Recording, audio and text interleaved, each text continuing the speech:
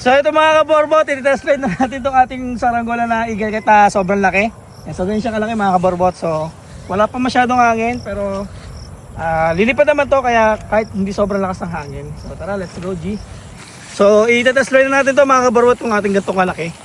Yan, check natin kung may kiling mo siya o wala. So tara, let's go mga kaborbot. So ang gamit pa rin natin tali mga kaborbot ay 0.8mm na Kevlar kite line. Yan, kasi hindi naman kalakasan ng hangin pero sa mga gantong kalaki 1.2mm dapat mga kaborbot. Yan, so tara.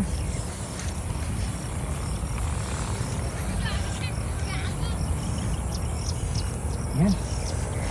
Grabe, medyo may kalakasan yung hangin banda rito mga kaborbot. Ito na. Check na natin yung kanyang lipad. Ayan, grabe. Ang ganit. Maganit kayo na? Sobra. Ang ganit. Ang ganit. Diretso siya. Ganda. Ayan siya mga kaborbot. Tuwid na tuwid. Ang ganit. Grabe. Ang ganit. Yan. Ayan o. Grabe.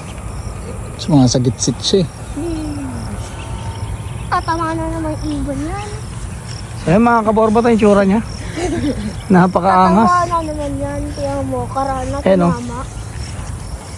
Sobrang tuwid niya. Yan o. Namamayong siya mga kaborbot o. Pero pa yung linapay na umulan. Init na naman. Yun o. Dadala ko. Hindi. Hindi nakakatanga.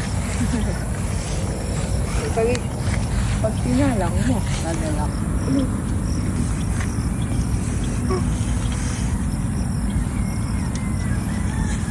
So ito mga kaborbot, inaabot na tayo ng ambon. Yan, so kung mapapansin nyo na ambon. Kaso nakatulog Yun, oh. siya, hindi natin mahina. Umuulan na mga kaborbot.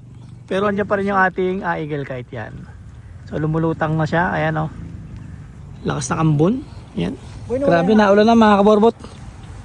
Yan, tara na. So pinupulo na ni Kuya Toto nyo. At yun, lilikom na natin. Medyo lumalakas na yung ating ulan. Yan. Tara, let's go na. Pack up na tayo mga kaborbot.